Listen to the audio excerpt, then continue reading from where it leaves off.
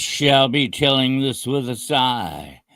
Somewhere ages and ages hence, two roads diverged in a wood, and I took the one less traveled by. And that has made all of the difference. Hello, ladies and gentlemen out there in podcast land. I am your humble host, Mr. Dennis Carroll, and this is The Road Less Traveled. Welcome you all here tonight. And we're getting ready to journey down that road. And with us to look for some lost civilizations is my famous co-host, Mr. Gerald Fountain. Hello, sir. How you doing? Good to have you aboard. Good to be here. Yes, sir. It's kind of a chilly night out there. I don't know what it's like where you're at. You got snow on the ground, still on the ground, or what? Yeah, we got some snow the other night, and it finally stayed. But here in about 4 or 5 days, we're going to have about 50-degree weather, so it'll be gone again. Yeah. It'll be shirt sleeve weather just about, right? Yep.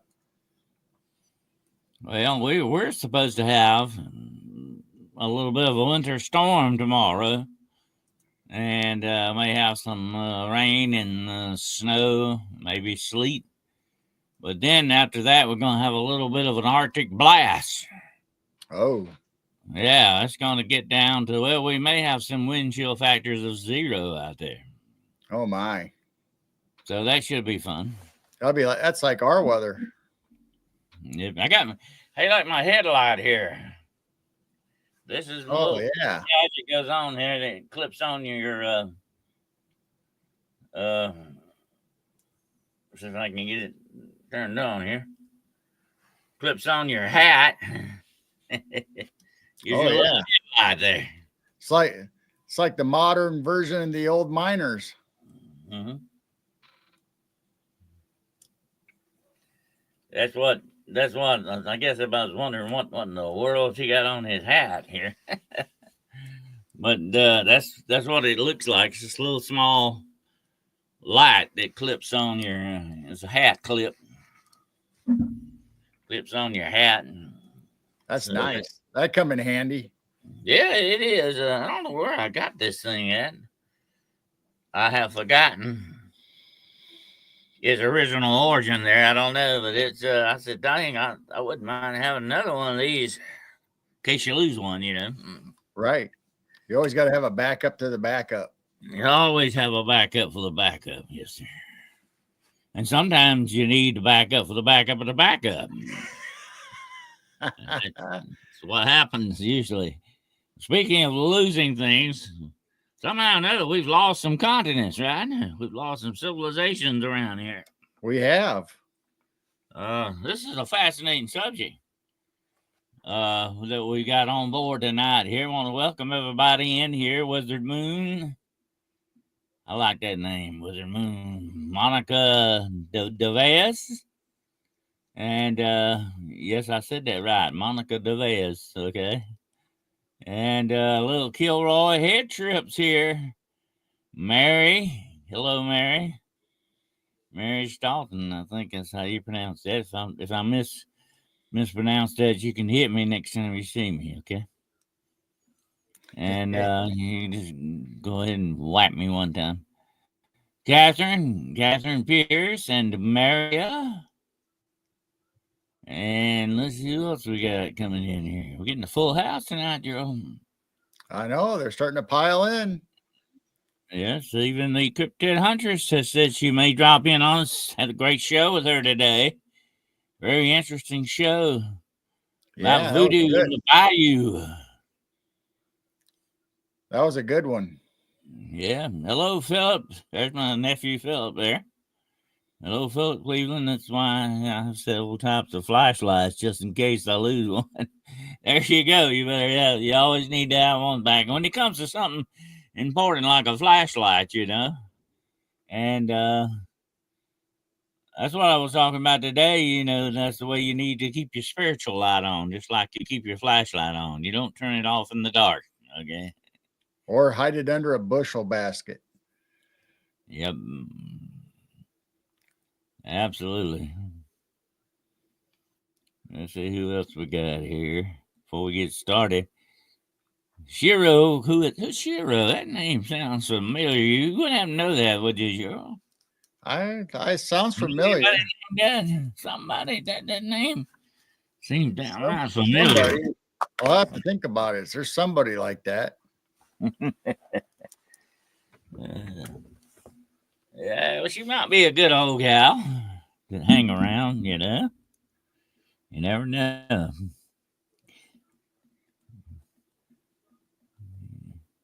Mr. Redfield Preacher's in the house. Hello, brother. He and Mr. DDoS will be my guests this Wednesday night for another edition of Hunting the Shadows. You don't want to miss that, folks. DDoS, the Reverend Baron DDoS, and the Reverend Red Pill Preacher, Mr. David Rooch. That'll be a good one. Mm-hmm.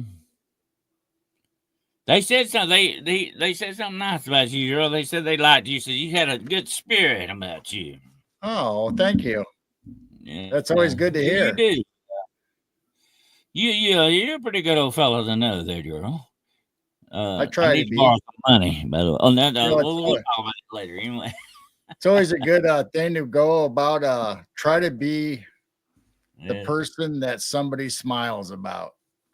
Try to be the reason why somebody smiles today. There you go. It'll make somebody smile. That's a good motto. I like that. Make somebody smile today. Tell them a joke or something. Just be kind. Just be good to them. Kyle Smith's in the house. Hello, Mr. Kyle Smith. They are a quality bunch, he says. All right. Well, who knows what we'll get up to Wednesday night. Absolutely. Okay, we're going to talk about lost civilizations. What's your favorite one? Let me guess. It's not Atlantis, is it? Well, Atlantis is the by far the most popular on the internet. It seems like that and Lemuria, but my favorite is actually Shangri-La or Shambhala. Yeah, Shambhala or Shangri-La. I like those stories. Yeah, Shangri-La is neat. I like that interesting part. You know, of course, I guess I'm sure you have read that when you were a kid, probably. When he reaches that mountain peak and he looks down there and sees Shangri-La, you know, for the first time. And it's like heaven on earth kind of a thing. That's what Shangri-La stands for, by the way, folks. Heaven on earth. And I knew there was a guy here in town where I lived, girl. And he had I'm not going to say it was a Beverly Hills kind of mansion, but it was a small mansion. And what was his name? I can't think of his name now. I think his name was Mr. Walker, yeah. Anyway, above the door of his house, he had, written Shangri-La. Really?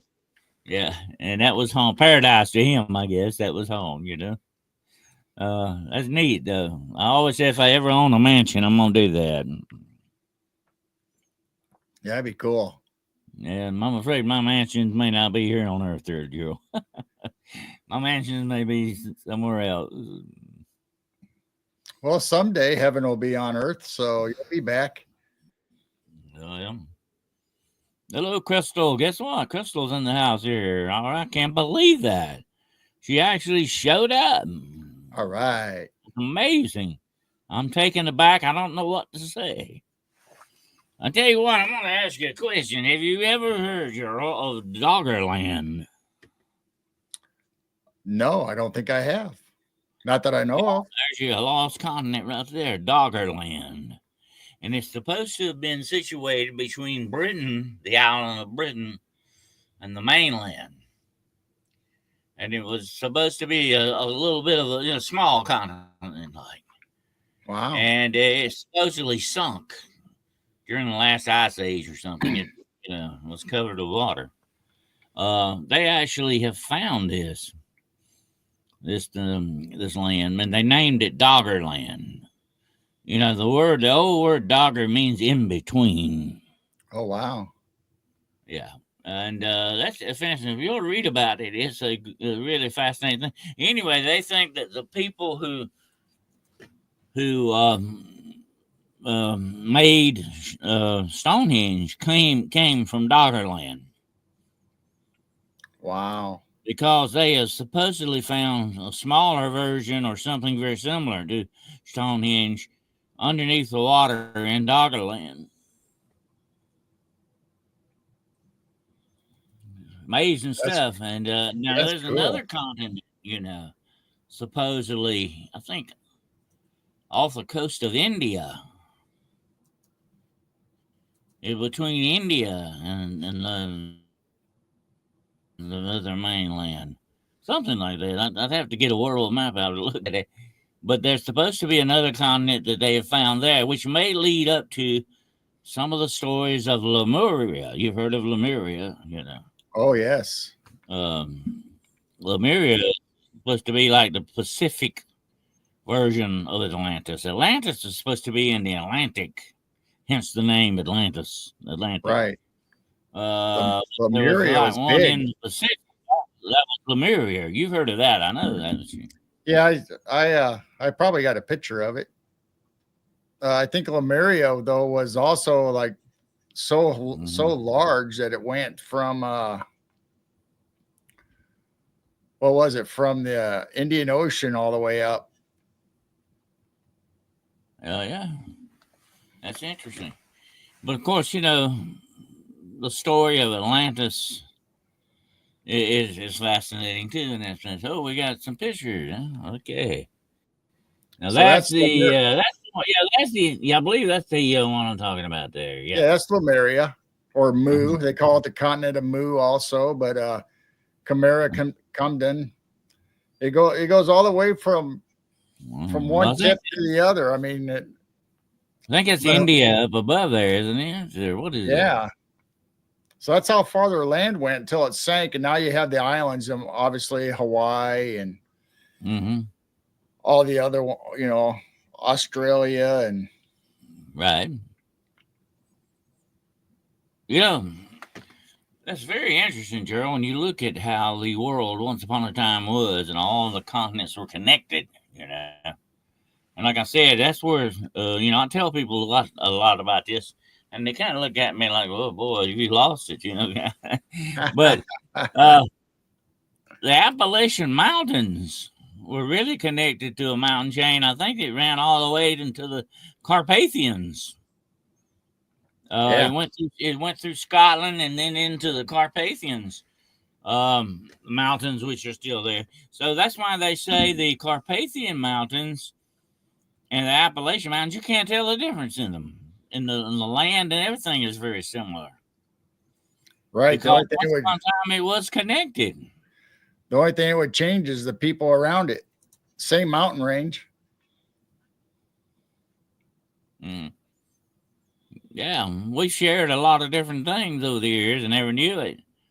And I think some of this is my own theory of conjecture, you might say, but I think that they talk about those strange people that were here before the American Indians, Right. the indigenous people that we know all now. There was somebody here before them. And Absolutely. we have found their fortifications and different things they've made. And I think without doubt, those people probably were here when the continents were connected to a certain extent. Because, human history goes way back further than they ever realized, And Jessica, I think, did a show on the Tinsu, what's her name? The Tinsu princess, They Right. found that woman supposedly in a coal bed. Right. And the coal was like 800 million years old or something like that. Right. I mean, why I did a show on the Olmecs, which was here before the Aztecs and the Mayans, and Yeah. supposedly the The Olmecs Toltecs, and the Giants were the only two inhabitants. you had the Toltecs, they were here a long time before that. But there was somebody here before the other indigenous people showed up. And I think this was a doubt some of these people were living here when the continents were connected to a certain extent, because human history goes back way further than they really truly realize. You know, Right. that's amazing. I've always found that fascinating idea. And also, you got the telltale things of world cataclysms like the flood, things like that show up not only geographically and geological wise, but also culturally. You hear about it. What is very well known in the Epic of Gilgamesh. You know, of course, the Bible talks about it, Noah and the flood. Right. You hear other references to a great flood in many cultures worldwide. Why is that? And of course, you heard about the great mud flood, Absolutely. supposedly. Yeah. Yeah, we All did a that's got to show be on connected. Tartaria. Yeah, all of that's got to be connected. Now, Tartaria was supposed to be the civilization that fell before modern civilization. It was supposed to have been another civilization. They had like wireless energy and all this other stuff going on. Tartaria is amazing when you read about some of the stuff connected to it, supposedly. The big buildings, and all this stuff. And that some remnants, supposedly, of it still remain Yeah. in Like our the civilization. like the Chicago World's Fair. Yeah. Yeah. Now, where did they get the idea for a lot of this stuff? You know, the You know what I'm saying? Tartarians. You always go back and look for the origin of something, Right. The Tartarians were so advanced and so into technology and high frequencies and healing that it's said that they advanced so much that they rose or descended or ascended into another dimension because they were so advanced. That's why their inhabitants and their buildings were left here for us to discover and reuse. Absolutely. Then some people say Tesla was a son of Tartaria, That's interesting to think about. That maybe he got some of the secrets of it, Maybe. especially transmission of energy without wires. He definitely was in contact with somebody, if not the Akashic records, to get that information. Yep. You got some clues, you know what I'm saying? You got some clues that still remain that, make you scratch your head. What's going on with that? And, Yeah. and another thing you might want to look at are the Pacific Islands, okay?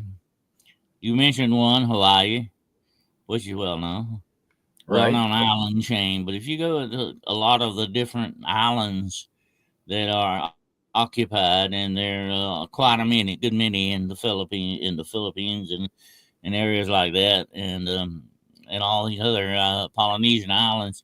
The interesting thing, Gerald, they have very, very similar beliefs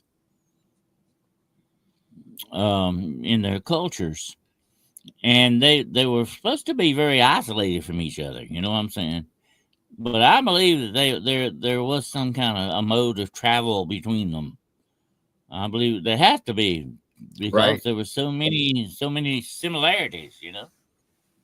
Well, even if the islands, even if they developed after the continents separated or drifted apart, there was a lot of civilizations that were ocean going and sailing. The Vikings, the Polynesians. I mean, there was all kinds of races and civilizations that hit the waters and traveled and did trade routes way before us. And some of those islands actually had the hobbits. We call them the hobbits, very small, diminutive people that lived on them. That's another interesting aspect. Um, Completely different from the races around them. You know what I'm saying? Right. Have you seen the report that somebody thinks they discovered Atlantis, but it's not underwater? It's actually on land in the desert. Well, that is amazing to think about. I think a lot of these things in our culture are related to things very much like Atlantis, the peoples of Atlantis, supposedly. When Atlantis, disappeared, supposedly some of the remnants of the people of Atlantis went to different areas of the world. There's evidence that they may have gone to South America. There's evidence that they may have. There you go. That's a picture of a rendition of Atlantis. That's what it supposedly looked like, and it was like a major city-state kind of a thing. The whole country was built like that to a certain extent, and it was also built, Gerald, to sea travel, and different sea trees and stuff like that. Supposedly, so those people were seafaring people. Put it that way. They knew how to, make a boat. Put it that way. They knew how to Right. make a boat, and a lot of civilizations did that way. The Egyptians, there's evidence even the Egyptians have been to America. There's evidence found on that. I find this stuff fascinating. I love this. This is the part of archaeology I really like. The untold stuff, like the giant Right. skeletons supposedly they found and trucked off to the Smithsonian, never to be seen again. You got to wonder about some of this stuff, and why are they trying to cover it up?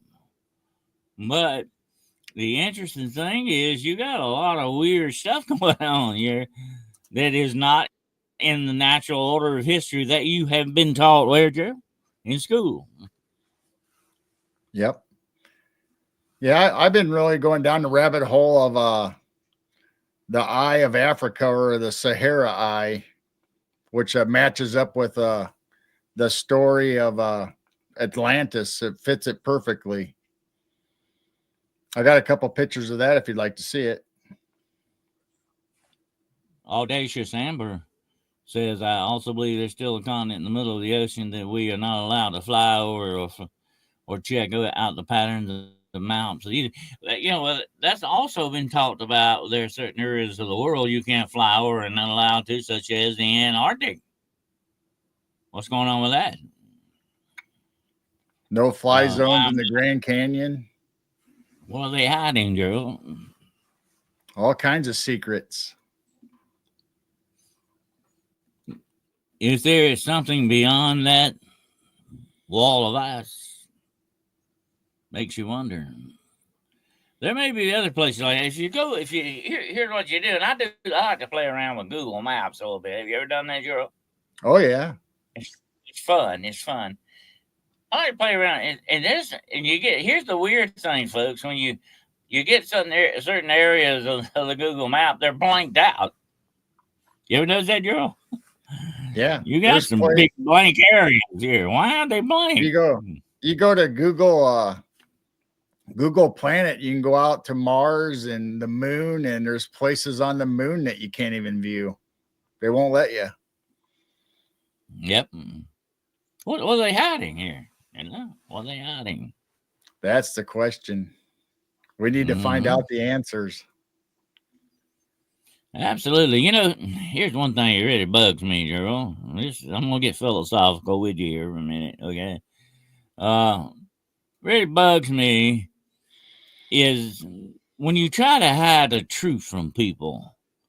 That's not good. You're not the good guys. You know what I mean? When you do that, you're kind of working for the darkness there. You know what I mean? Yep. You're not on the up and up, but we have been promised that everything secret one day will be made known. There's going to be a day of reckoning. There's going to be a day when of what real full disclosure. You know what I mean? Yeah. We need We need exposure. We need to expose these people that are hiding the secrets. Yeah.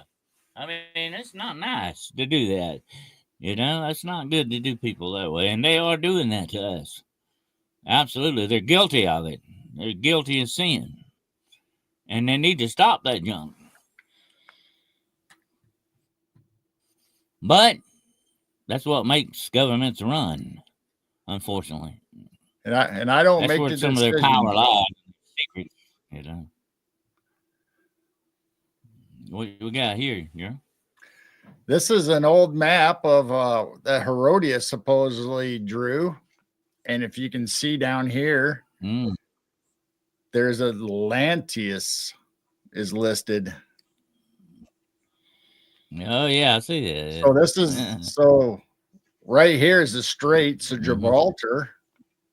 And if you come down, around the edge, then you go by the old history of the Greeks, then Atlantis would be right in front of it if you went this route. Well, that's the what they call it, the Pillars of Hercules. Yes, which are in the Mediterranean, by the way. That's very close to where they're at too. So then, Pomponius Plato Mela. Plato mentioned it being beyond, just a little bit beyond the Pillars of Hercules, which would have put it out in the Atlantic. Well, it doesn't have to be in the Atlantic. If you travel out the gates and you go down the coast, then it would be right there at the pillars or on the ocean.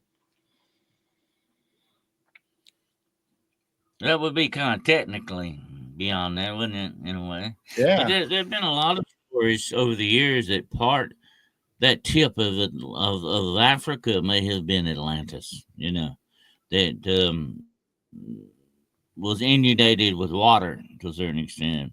And if you look very close at that map, there's a lot of water in that certain area that they've speculated about that.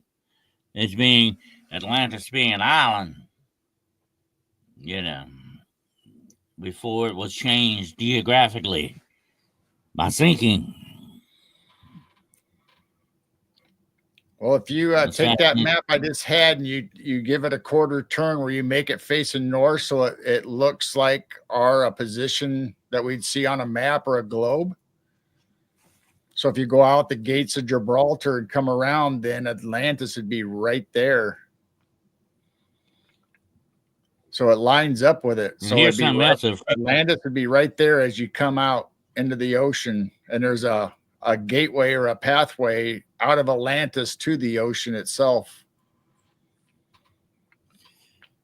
Audacious Amber wants to know if Atlantis was one of the circles. Well, it was supposed to be like a city-state, kind of like a Greek, you know, the Greek states were laid out, you know. They were named after a city. Each state was named after a city, and supposedly Atlantis was named after the city, but it was a state. In other words, it's much larger than that, you know, supposedly. See what you got here, Gerald. So that was this is the eye of Sahara or the eye of Africa that they have found, which at the time, right now it's in the middle of the desert, but there's still remnants of water that you can travel through this. So they're thinking this could be Atlantis. And here's something else to chew on, okay? They have found actual remnants of a civilization in the middle of the Sahara. What's that doing there, you know? Makes you wonder. So if you put those two maps together, you got Atlantis, and then you have the Eye of Sahara,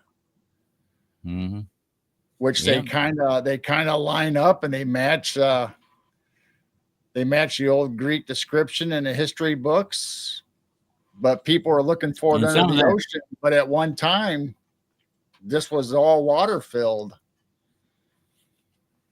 Some of that could have got changed geographically by certain factors, you know, a little bit, but you still see the remnant of it that remains. But there are supposedly in the Sahara have been found buildings and remnants of civilizations that were supposedly out there.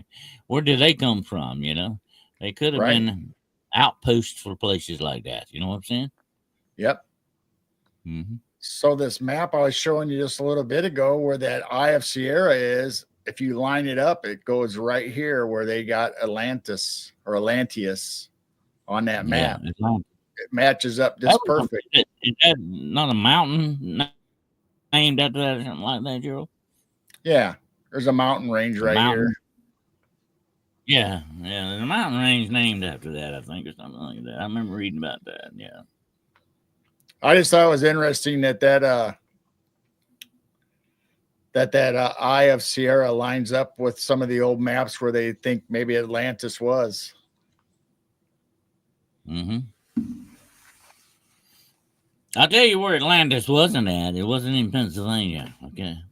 As far as I know, it wasn't in Illinois either. Hardly enough. It wasn't. That's a little bit too far north, shall we say. Okay.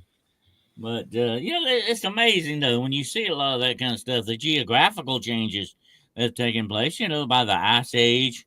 The last Ice Age did that a lot, and of course the flood thing, the flood we were talking about, the mud flood and the regular flood. The mud flood supposedly came after the flood. But anyway, geographical changes supposedly took place in a lot of things, but you can still, like when you look at maps like that, you pull back from it, you can still see the remains a little bit of it. You can Right. still see the traces.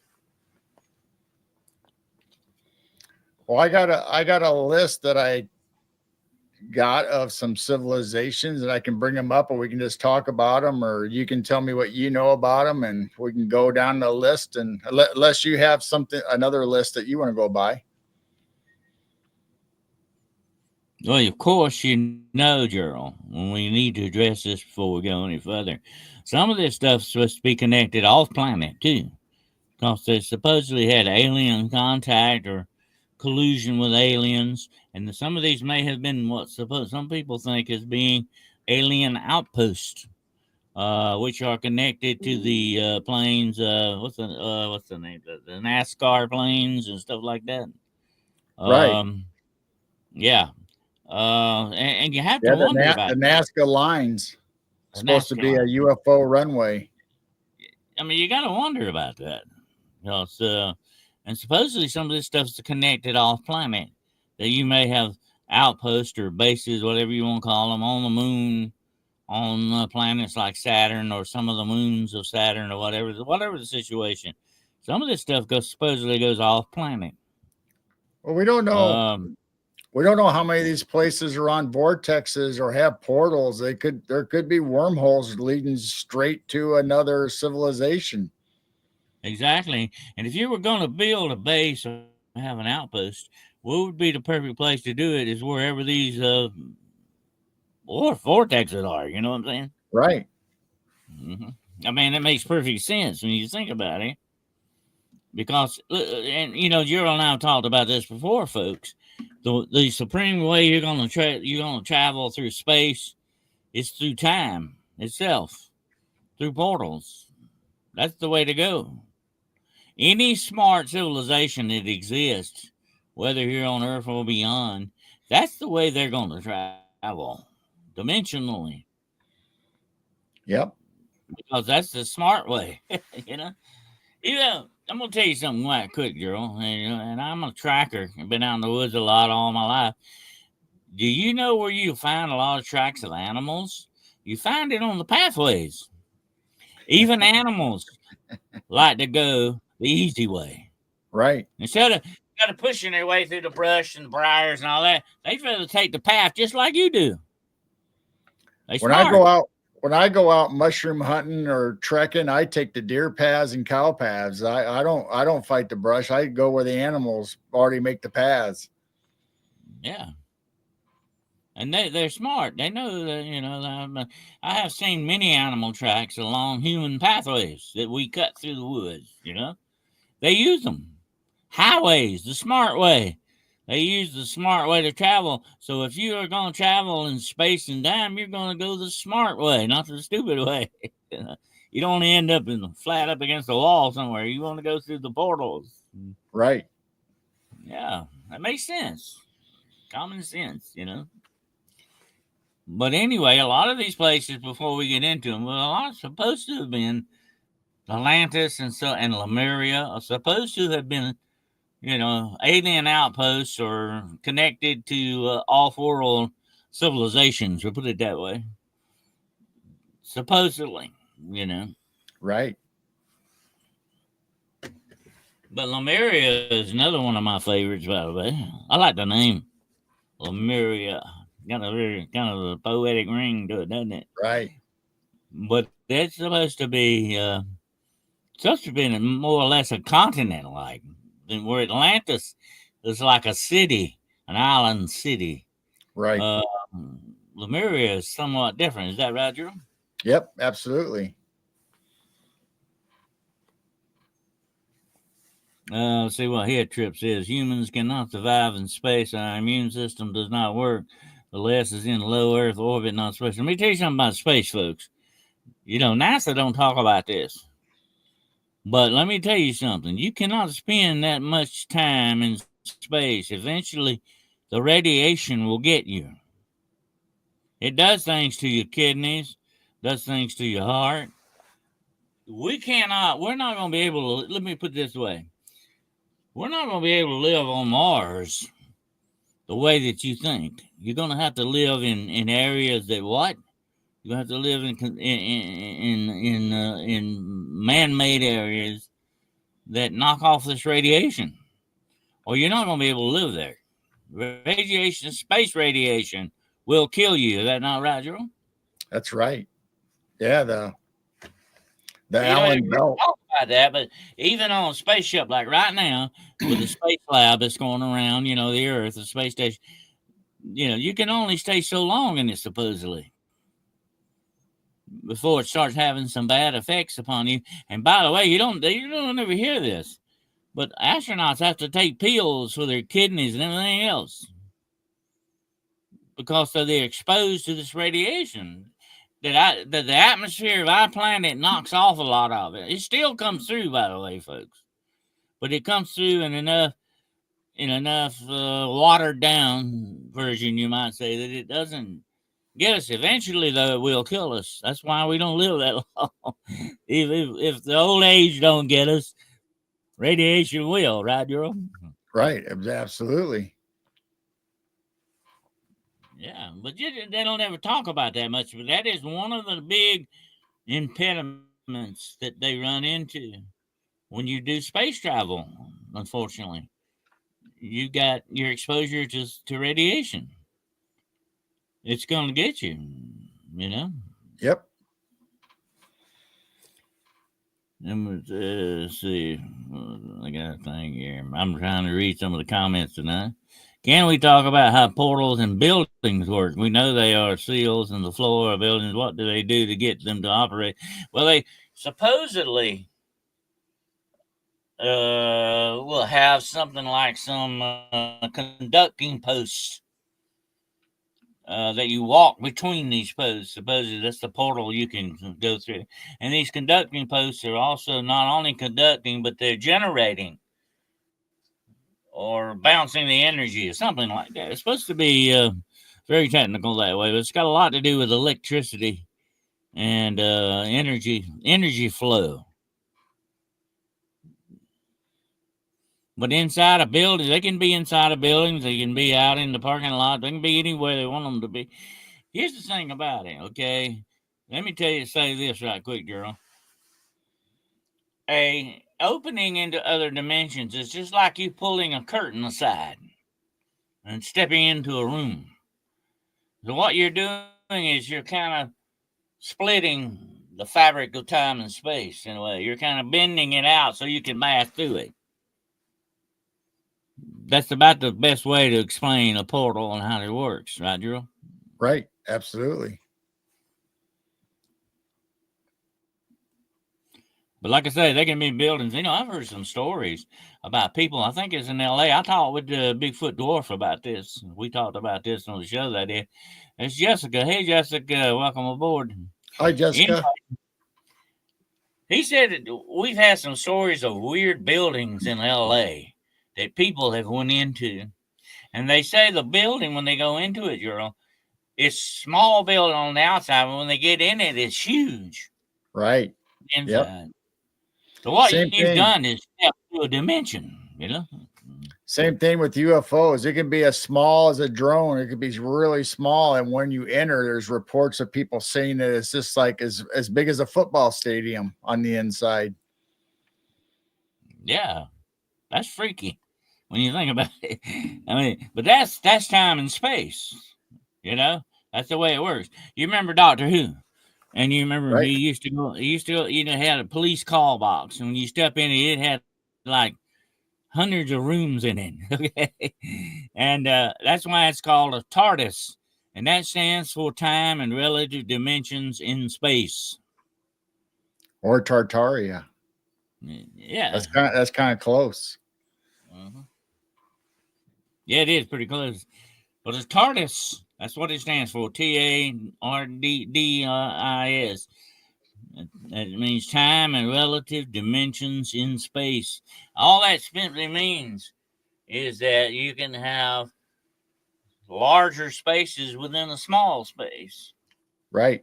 That don't make sense. I know that sounds crazy, but supposedly you can do that when you start fooling around with what? Dimensions and portals. Right. The secret space program.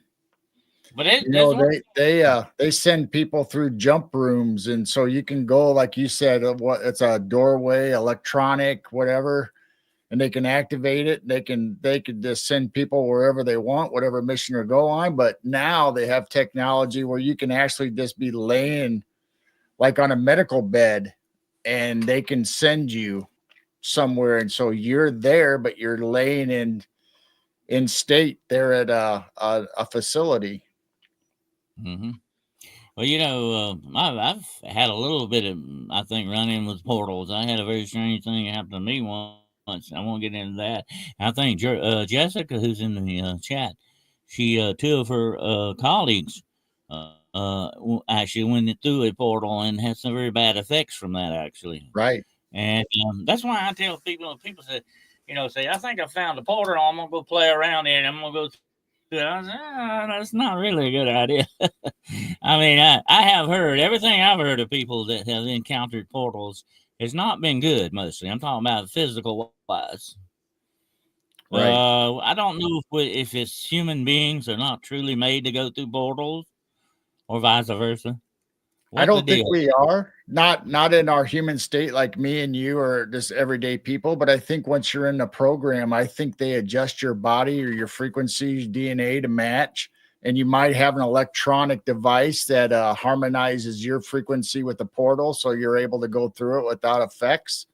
I don't know how many times you can go in and out and not be affected, but And it would have to have, Gerald, the effect of wearing a suit, to protect yourself, sort of. Maybe going through these things, you know what I'm saying? You could have something like that, like a small machine that generates that energy, that counter energy. It would protect you on your way through, in and out of a portal. See what I'm saying?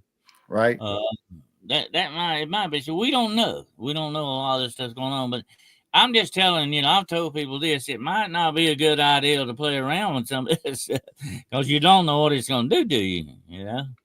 And well, just like what Jessica's colleagues supposedly had happen to them, they both, I think, contracted different types of cancer. You just don't know what something like this high amounts of energy on all this other kind of stuff is going to do to you. right. And Yeah, so I have heard over the years, Earl, a lot right, of instances where people who have investigated paranormal stuff have had not. I'm not saying they had the portal things, but other things have gone on with them. That these forces seem to have affected them in a very bad way. That was what happened to me when I had my run in with the Men in Black. 2 weeks later, I was in a hospital, almost dead. Wow.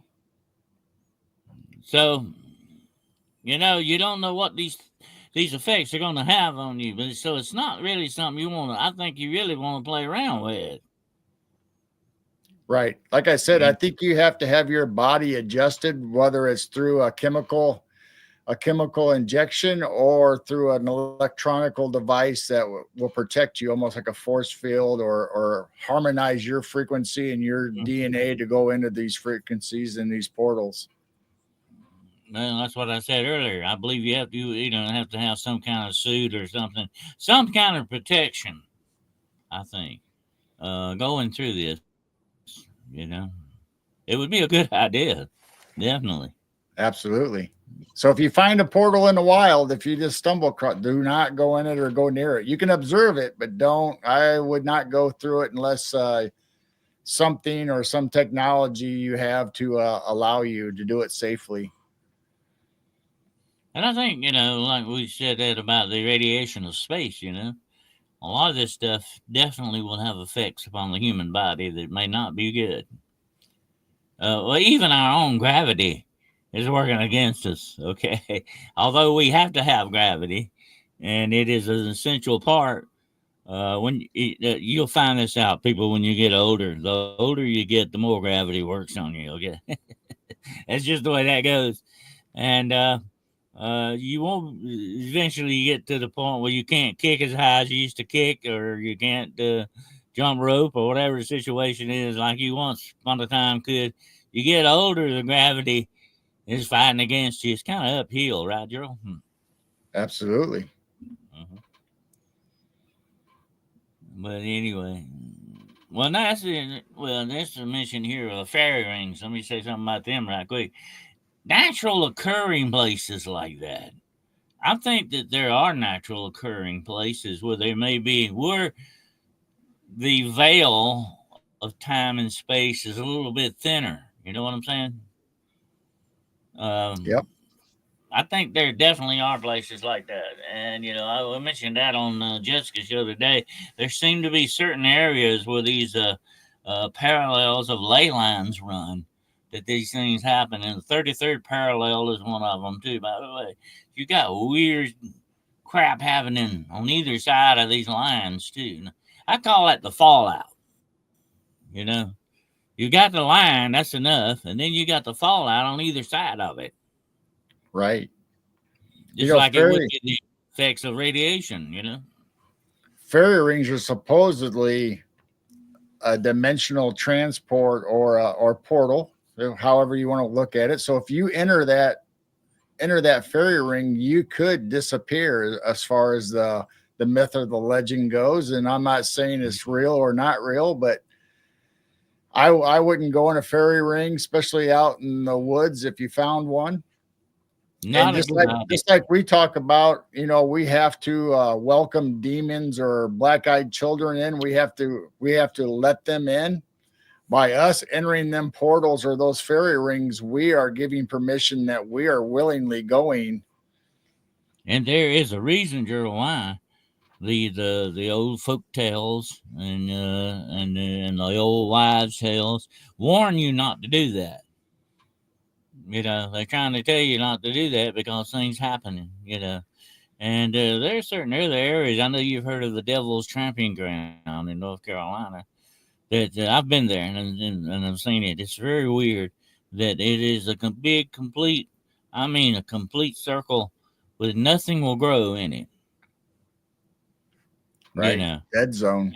and they can't figure it out because the soil is essentially the same soil in it that there is on the outside of it. There should be grass growing in it. There should be, weeds coming up in it. But why is it not? But these things may be affected by the electricity or some type of radiation or whatever's going on in the air around it. That's kind of, but that, well, getting back to lost civilizations, that may be what some of these civilizations. Here's one theory I've heard. Okay, that Lemuria is still there, and maybe Atlantis is still there, but it's just cloaked and you can't see it. Well, there is an island that appears every 100 years. I think that's what it is. Every 100 years, all of a sudden it comes about, and that's how the movie Brigadoon came about. It was fashioned off for this island. It shows up just out of nowhere every 100 years. Yeah, that's off the coast of Ireland, but I can't think of the name of it. I know it, and I can't think of the name of it. Supposedly it shows up like that, but if you had the technology supposedly that these people have, you might also have the ability to cloak things. You Right. know, there's been one thing about that, and they say that is where a lot of the UFOs are coming from. They are sort of transports that go to these areas, and that they cloak. And, it makes perfect sense, Cheryl. And listen to this, what I'm about to say. There is a long list of folk tales and folklore that just declares that there are people living in the ocean. That's where you get Absolutely. Aquaman, the Aquaman movies and all that. Aquaman. Yeah, Aquaman. You got all that going on, okay? And listen to this. Did you know that's even mentioned in the Bible? Give you that quote right quick. Woe unto the inhabitants of the earth and they that live in the sea. Was it talking about islands or was it talking about something else? That's very interesting. Right. Um, Well, but since you that's brought it up about Atlantis and them being able to cloak themselves, or maybe they're in another dimension, maybe they're able to be dimensional, and so they hide themselves. What about all the triangles, all the Bermuda triangles, the Devil's Triangle, Alaska Triangle, the Dogman Triangle? Maybe there's something there that's cloaking that out. That's why all your compasses and phones, electronics mess up, because there's a civilization there trying to hide. because that is where those areas are where maybe the veil of space and time is thinner. Naturally occurring areas that these things can happen in. And I think a lot of these disappearances may be people encountering these rips in time and space and disappearing into them. That's why I warn people not to play with anything like that. I've heard people say, I know where there's one at, and I go in and out. It's not a good idea. You may go through there one day and never come back. Right. I mean, You there's know? been a lot of cases where people going out hiking or on the trails, and all of a sudden Mm-hmm. it might be midday sunlight, and when they enter a certain part on this trail, all of a sudden it's like evening or getting dark, and everything's hazy, and you start getting brain fog, and your stomach starts getting queasy, and you start getting physically run down. It's because you just went through some kind of dimensional or some kind of vortex. And then when they say they head back or they get out of there, then everything all of a sudden's back the way it was. Sun's out, they feel good, they start feeling better.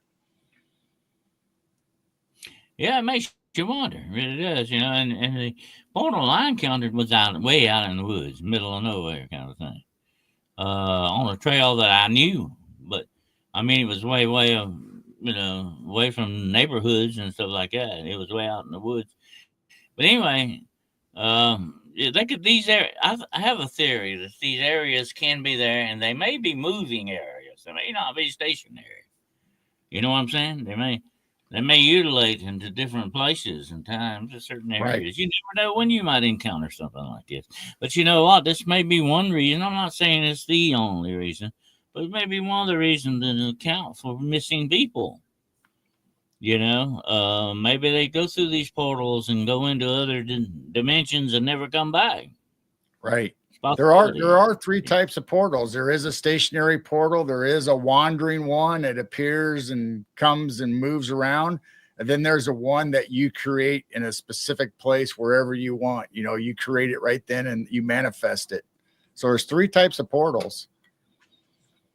And here's the bad thing: if it was a wandering portal and you walk through it, if you ever did come back out of it, you're not going to be in the same place that you went out. It's just like stepping in a river and flowing down the river, and you get back out of the river, you're not getting back out in the same place. You know what I'm saying? Right. Absolutely. It's like the river of time. And here's the thing about it, okay? And this is something you got to remember. When you step into the river, things change. The river is not the same as what it once was, and neither are you. Okay, that's just the way it goes. When you step out of the river has been changed. So have you. You're not the same person. You know what I'm saying? It's Right. almost as if we are wandering through space and time ourselves. You know what I'm saying? Absolutely. Mm-hmm. But anyway, it's kind of a philosophical slant to it. But what if these places are still there and they're just cloaking themselves? And like we were talking about with the Google Maps and these blanked out areas, maybe the government knows about some of this stuff, you know? Maybe. Yeah. We have a town outside our area that is no longer there, and there's a marker, a stone marker, and there's just nothing but farm field around it. And I always wondered, just like in the movies or whatever, if I'm driving by there at night, and all of a sudden that town is there, do you take the chance to go and enter that town? Would you ever be able to get back out? That's my question. Yeah. I don't know. That would be interesting. Like I said, here's the thing about it, girl. If you were to go into another dimension, we don't know what that dimension looks like. And here's something you need to consider. Our up and down may be different in that dimension. Our up and Maybe. down, sideways, our dimensions that we live in, if they go into another dimension, may be a completely different existence altogether. Right. You never know. We always think about going in dimensions that are the same as ours or higher. What if you go in a lower dimension? What if you go into a 2D dimension or a Mm. 1D? And what you may encounter there, there could be different types of life there that you have never seen before. Definitely, if you go into another dimension, all bets are off. You know what I mean? It could be Absolutely. anything. One of my favorite movies used to be, I don't know if you ever watched it, but it was Buckaroo Banzai Across the Fifth Dimension. Have you ever seen that movie? Yes, I have. I like that movie. It's crazy, but there's one scene in it where the crazy guy, what's his name, John Lithgow. Yep. He plays a messed up scientist. You remember, everybody thinks he's crazy, but what he's doing is he's kind of been affected by that other dimension. And anyway, he's got a real funny saying. He's really inhabited by an alien, like. And he tells her. Matter of fact, they made a T-shirt on this, and he says, "It's got laugh while you can, monkey boy." Wow. So they Yeah. talking to us. Yeah. They're gonna take over. Laugh while you can, monkey boy. We're coming after you. But anyway, that was one of my favorite ones in there. But the interesting thing is that when he goes through that dimension, I think what it do, superheated his car or something that he was in, and anyway, everything was different when he went in there. He was living a completely different existence. If you've never seen the movie, you need to watch it. It's really good. It's real. Right. It's comedy, but it's really good science fiction comedy. Put it that way. But it tells an interesting story too. Buckaroo Banzai.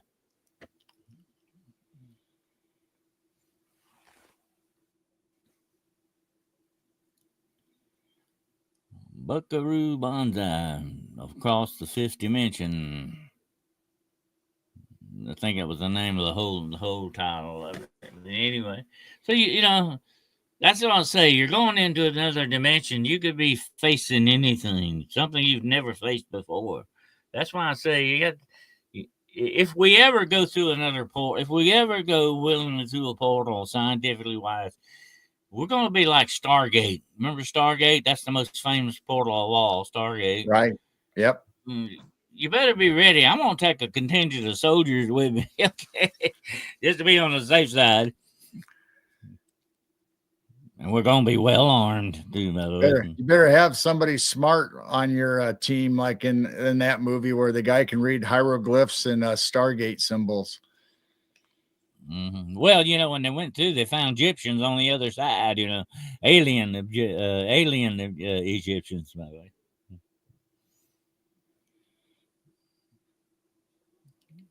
That's a good movie too, by the way. That's one of my favorite Kurt Russell movies. That is a good one. I watch it all the time. Whenever it's Stargate. on or wherever I find it, I watch it. Mm-hmm.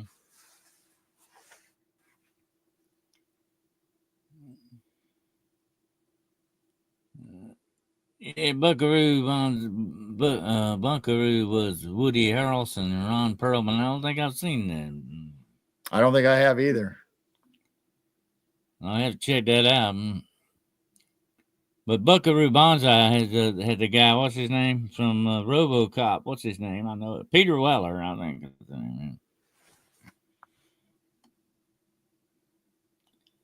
What Kurt Russell movie was that? Was Stargate, the original, not the TV series, but the movie Stargate. Kurt Russell. He was the head honcho in the military.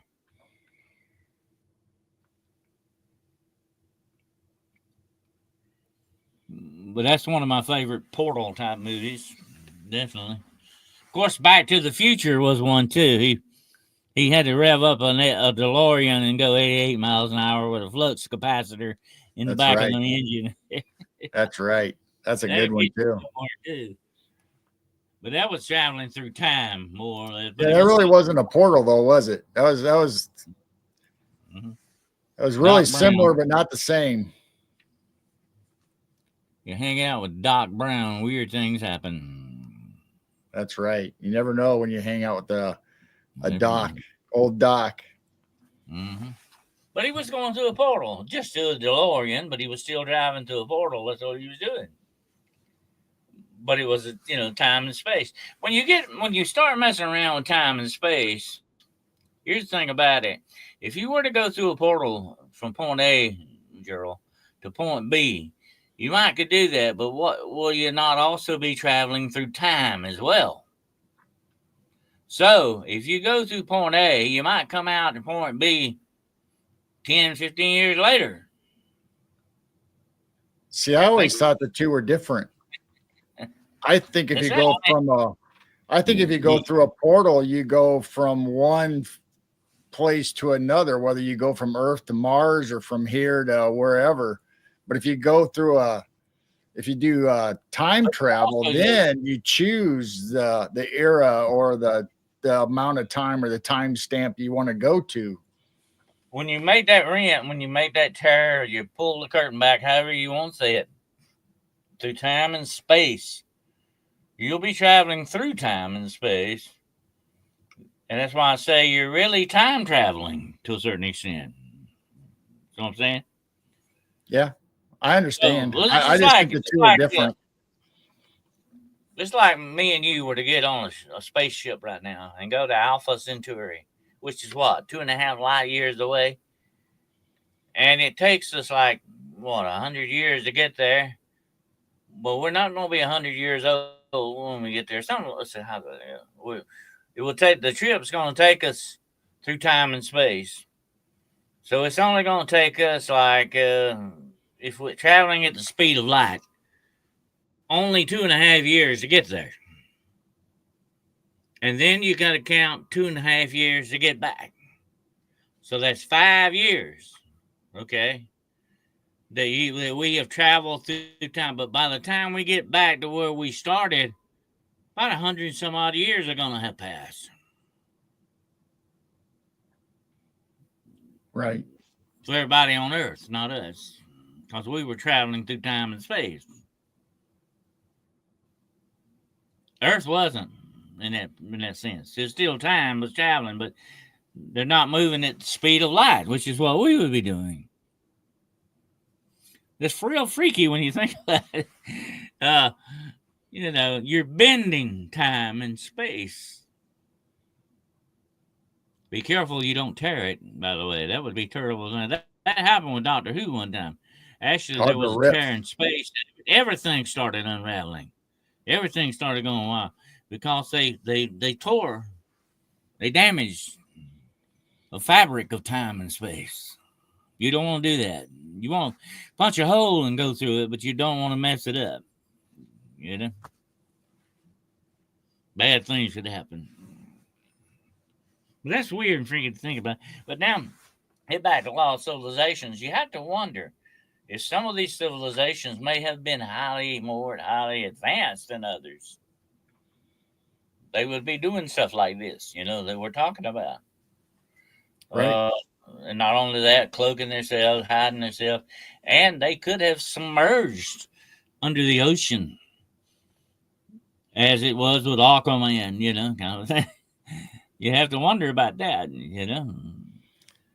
Well, that's what I said about Tartaria, that they were so advanced and in free energy and healing and all that, that they actually Yeah. went into another dimension. That's why they were abandoned civilization, because they were no longer there. They're in another dimension that we can't see. It makes perfect sense that the two best hiding places on Earth, where are they at, Drew? Plain sight. Underground and under the sea. They're right in front of your noses. You just can't see them.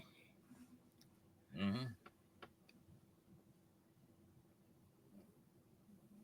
Well, definitely. If you had an undersea civilization, you would cloak it so nobody would see it. Like with the submarines or anything around it. You would definitely fix it where it would put off maybe a hologram or something to hide Yeah, it. how many movies have we watched where it looks like it's a wall or a place in time or something, and you can see it, everything looks normal, and you put your hand, and all of a sudden your hand disappears through the wall. Oh yeah. There's a movie I can't think of it. I've never have seen the actual whole movie. I've only seen parts of it. Where one day these people living in this town try to leave the town, and there's a wall around it, an invisible wall, force field, and they can't. Nobody can leave, and nobody can get in. People trying to get in. They drive up in the car and they crash into this this force field. The dome. Yeah, that's interesting to think about. So go one step further and cloak that field. Nothing you wouldn't be able to see. You know what I'm saying? You could produce an image on it that would make you think you're looking at something different, completely different. That can be done. That can be done theoretically very good. That would be cloaking. Right. Mm-hmm. Well, I have seen, girl, army videos that they are able to do that. But they're trying to fix it up so that they can do that with tanks and artillery and stuff like that. That you won't be able to see where their position is. The enemy in war, just like what's going on with the Ukraine-Russian war right now. They are attacking each other's artillery. If you see where the enemy's artillery is, you're going to try to blow it up. That only makes sense. What if you couldn't see it? If you can't see it, you can't strike it. And the other thing is, like the Ukrainians, they're real smart. They're using dummy artillery. They're putting these things up made out of cardboard and stuff out there for the Russians to shoot at. And here's the funny part: when the Russians shoot at, then they know where the Russians are and they shoot them. Yep. There you go. Yeah, we actually did that during World War II. Yeah, that happened a lot. They had dummy tanks that they could put together out on the field, make it look like a tank. Have the enemy shoot at it.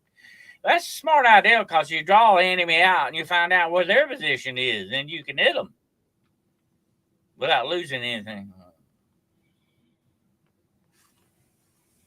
There's reports. There's reports, Dennis, of people going into restaurants, whether it's a Burger King or fast food or whatever, and one of the people go in and use the restroom, and they don't come back out. Yeah, I've heard of that. Yeah. There's things like they're talking about portals being there or back rooms. If anybody goes down the rabbit hole of back rooms and look that up, they go in and they don't come back out. You go in the bathroom and end up in another dimension. Yep. There you go. I've always wondered about that. I've always said, one day you're gonna step in the bathroom at Walmart. It is another dimension, by the way. Yeah, I would think that would be in a Waffle House. I think Waffle House would have that kind of thing. Waffle House, yeah, that is another dimension altogether, definitely. But what if you were to step into something like that and end up in some other destination? That's weird to think about, and that's why you wouldn't come back. That's how you could go in, disappear, and not come back. If you told me somebody went in the bathroom and disappeared and didn't come back, I'd say, hey, we need to investigate that bathroom because it may be what? A portal. Right. That's the first thought that would come to my mind anyway.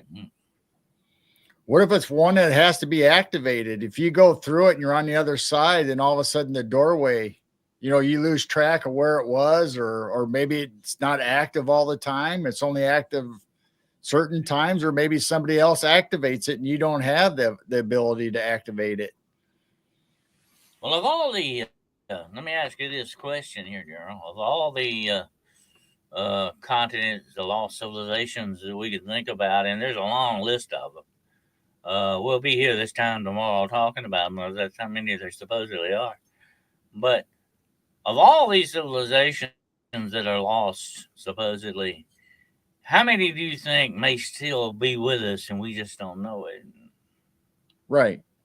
Well, I mean, there's descendants of Mayans. They've not all disappeared. So there's bloodlines of Mayans still, and there's Incas and Aztecs. There's little traces of their blood still out there today. So I don't know.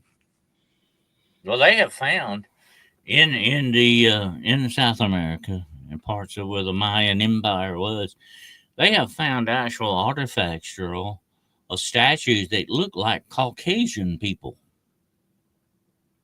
And some of them even look like Oriental people. Right. What's going on with that? What's going on with that?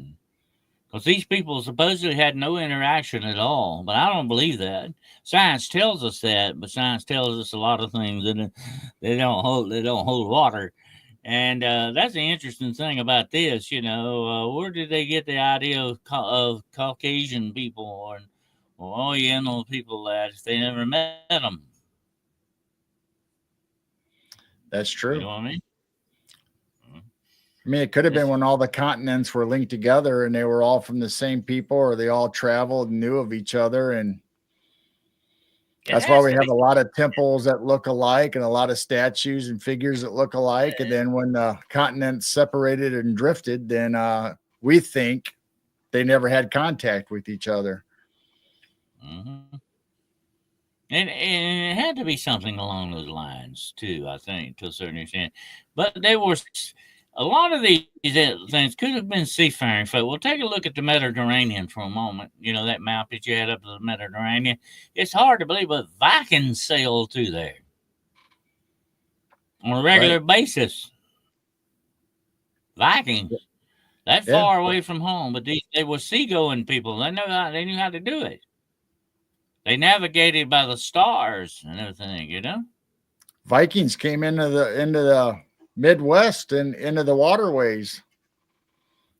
They had by the way, they supposedly had the sunstone when it was cloudy. They didn't need the stars. They had the sun. You remember that sunstone thing? It's supposed to be magnetic, showing the true magnetic north kind of thing. They supposedly had that. They called it the Odin stone too, or sunstone. But what it was, they think it was like a magnet suspended in water that would give out the true north. And if you had a compass like that, I know that sounds weird because we have compasses on our watches now, but they didn't have things like that. They didn't have compasses like that, magnetic compasses. But they did. You could go, if you got a true magnetic compass, you could theoretically go anywhere in the world and never get lost. You go exactly where you want to go. If if you go into Shangri-La, you might be able to find a philosopher's stone. Oh yeah, the Philosopher's Stone. That would be neat. Of course, you would live and never die. You'd live forever. It was a Philosopher's Stone. Um, that's something that's been sought down through the years for a lot in a lot of different ways. But supposedly, Saint Germain had that stone, or knew about it, how to make it, or knew the elixir of life, as it's called. Um, supposedly. Makes you wonder that some stuff like that going on. Well, as far as I know, my last name's Fountain, and I don't think I've found the Fountain of Youth yet. I don't think we have it. Oh, yeah, I got one thing to say to you about that. Find it. Hurry up now, General. Find it. Real good. We need it as soon as you can find it. But or go to drink the Fountain of Youth, and it's supposed to be somewhere in what, Florida.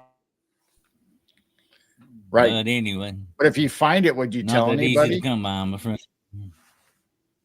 That's the thing. When you find stuff like that, do you do Well, you what about do the you aliens? publicly tell people, or do you keep it to yourself or to your friends and family?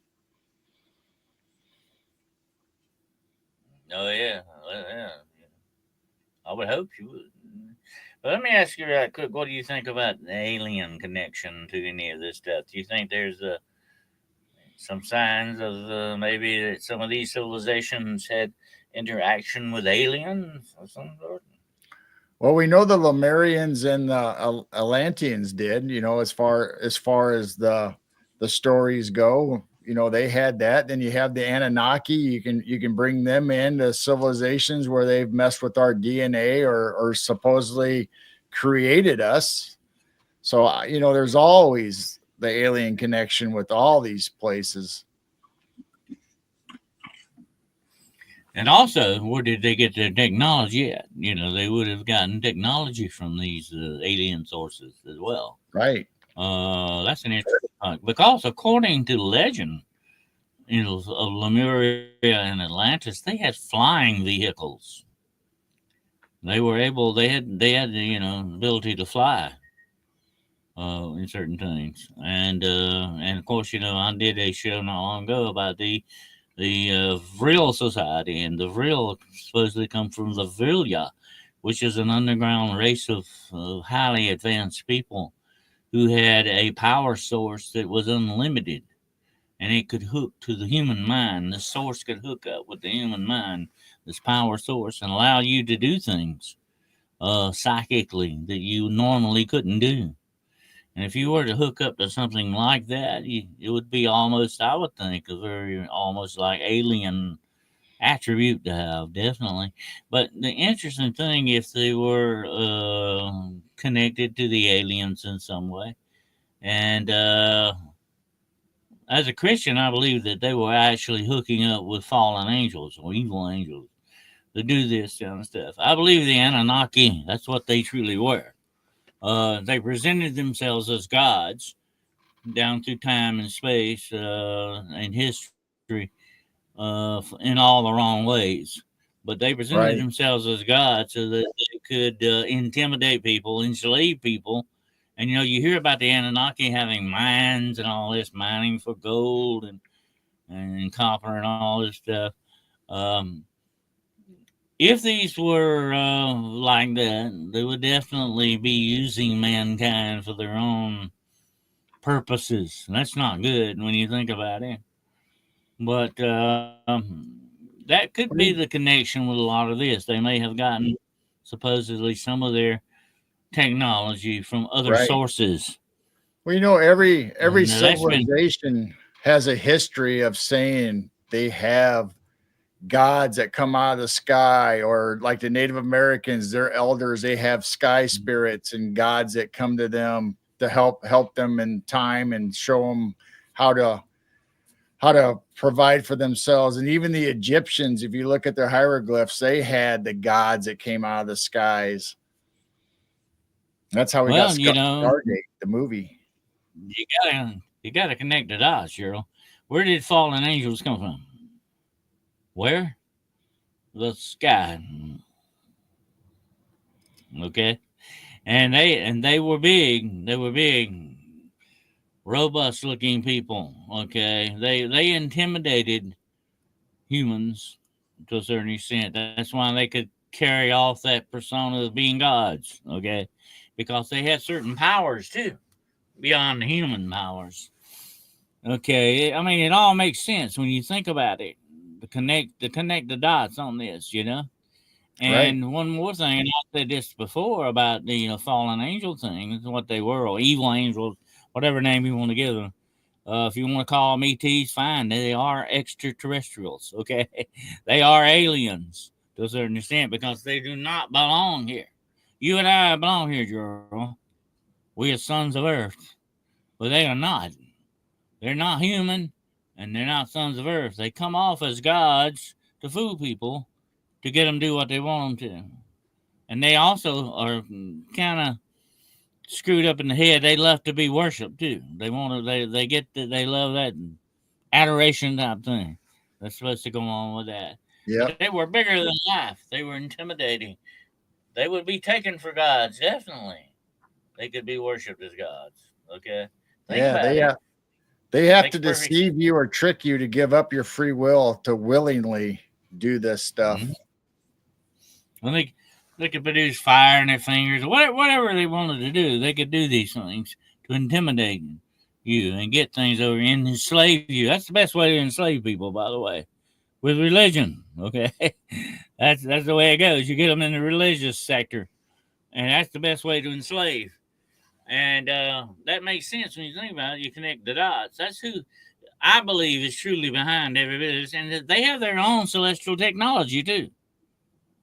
Okay, or angelic technology, or whatever you want to call it. They have that. I believe they have that. I believe a lot of these UFOs that are being seen today, especially some of these translucent looking things, they could be the vehicles of these angels. You know what I'm saying? Right. I mean, it makes perfect sense when you step back and look at the big picture on it. What may really be going on here? We've got the clues. All we got to do is just put them together. You know.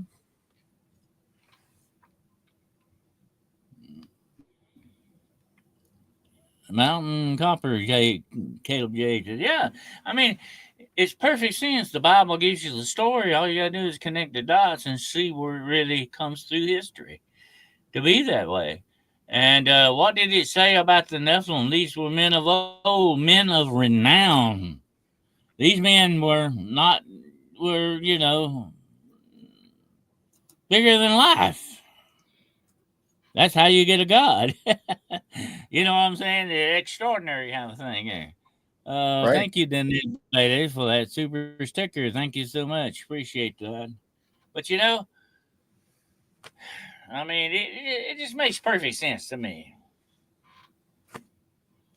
Whether I'm right or wrong about it, I don't know, but it makes perfect sense to me. And I can't see, I have to go back to the origin of things, And I think a lot of the origin of these lost civilizations that once were with us are connected to this, all of this, okay?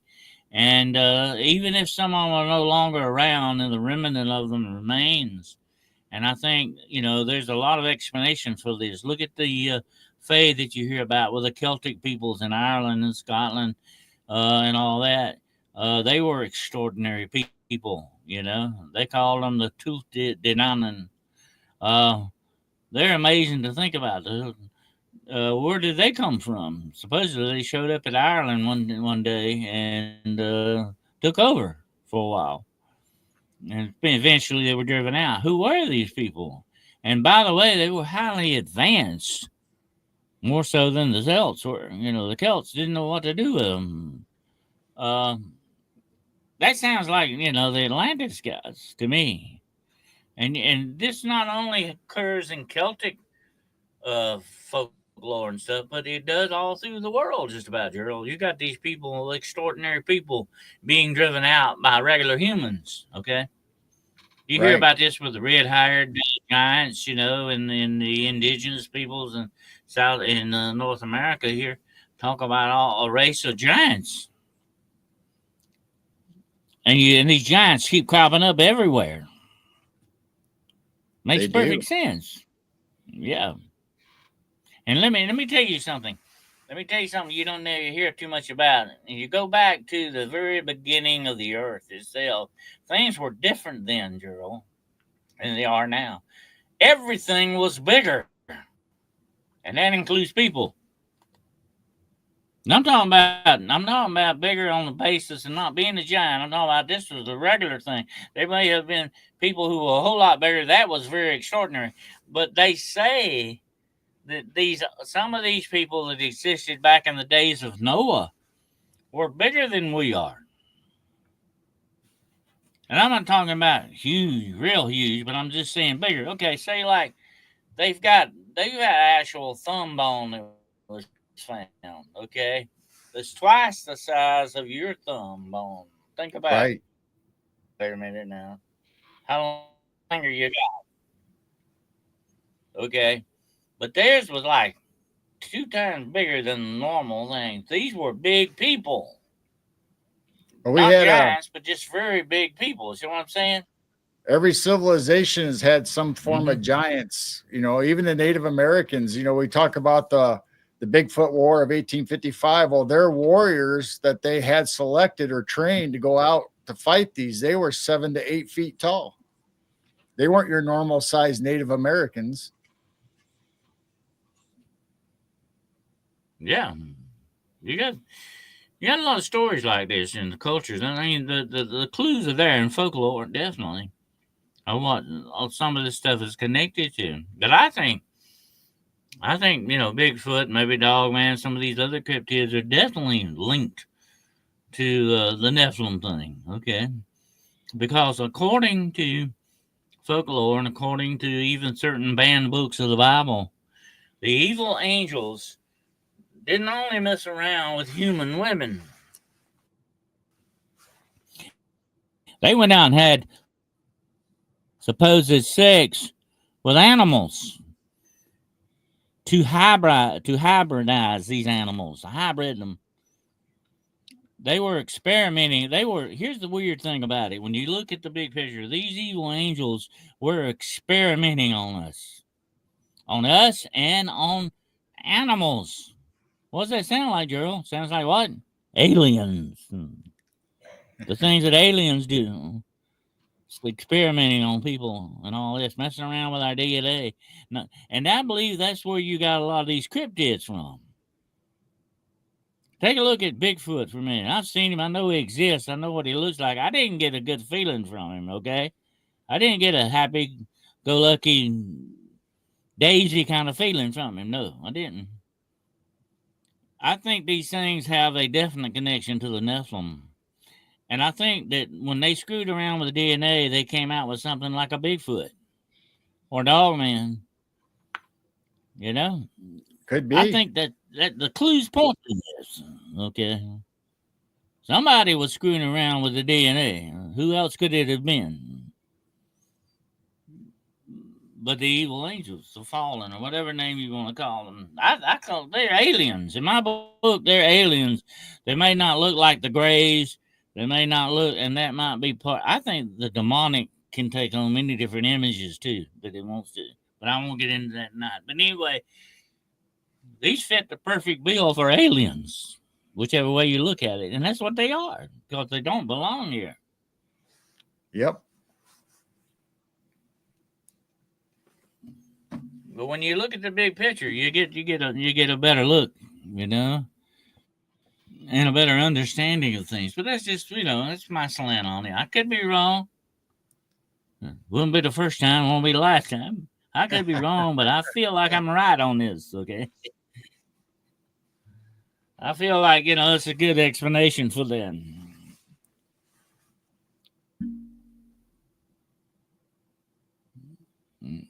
But Grant brought us from Ireland to fight for the North. Civil War after General Grant gave us 200 acres and nowhere. Oh, yeah, there were a lot of. Well, here's the interesting thing about the Civil War. A lot of people never talk about. People in the North did not really want to fight that war. They did not want it. Okay, they were forced into that, and they had to conscript some foreigners like the Irish and all that to bring them in to fight. You know that, don't you, Gerald? Yep. You ever read about that? Oh And, yeah. and you know they had the riots. They had riots in New York. People got killed because they were rioting against the what? They were against conscription into the army. But that's history. I won't get into never hear about, you know, because a lot of people were forced to fight that war on both sides, by the way. But you never hear that much about that. Right. But anyway, getting back to the lost continents, I believe there's a definite connection with some of this stuff to these lost continents. And I think a lot of them, when they were lost, whether they were flooded or whatever the situation was, and when the ice age come along, definitely it changed the very surface of this planet to a great extent. You know, the especially to this day, the glaciers are still there with us. You know, left over from the ice age, and they're still finding a lot of archaeological stuff in these glaciers. You know, they're slowly melting. They're finding like arrows and bodies and of ancient people. You know, it's fascinating, but that changed the whole surface of the earth to a certain extent. Who knows what the earth looked like before the ice age, Right. or what was living on it? And we're Well, supposed to be long overdue for another ice age, you don't have to aren't we, go Gerald? Aren't you we don't have long to go too overdue far for back in another time. ice age? Yeah.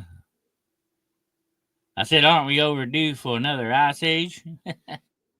They say they were saying I that, heard and that then one. they got on this climate change where everything was getting hotter. But I think we're due for an ice age. I think it's coming. Yeah, absolutely. The Earth, you know, we've talked about that before. You know, the Earth that we live on is a living thing. Okay? It isn't. It's like a living organism. It has a makeup to it, you know, and we've talked about these earthquakes that happen with it and all this stuff. The world is ever changing. It's a moving, living thing, and we have to understand that. And I don't think science has got to this day got a full grasp on what's really happening with this planet. You know, I really don't. Thank you, Mr. Jade, Caleb Jade, for that $10 sticker. Thank you, sir. Appreciate that very much. I gotta have you on as a guest one day on my show. Definitely, we'll have some interesting stuff to talk about. But anyway, uh, I think the science to me answers a lot of questions, but it kind of stumbles and falls over some obvious ones sometimes. Don't you think so, Juro? Absolutely. Yeah, you never know what you're going to stumble across or find. That's right. That's the way it goes, definitely. Well, this has been a fascinating subject to get on here, and maybe one day we might do a part two on this. Okay, definitely. Yeah, we didn't even get And into very many of the civilizations. We kind of got off track a little bit, but it's still a great show. yeah, we need to do another part two on this. Absolutely. Maybe we'll do that next week. Maybe we'll do part two on the lost civilizations if you want to, Yeah, and sure. we'll get deeper We, into. we can we can start going into places like Khmer Empire and other places. Yep.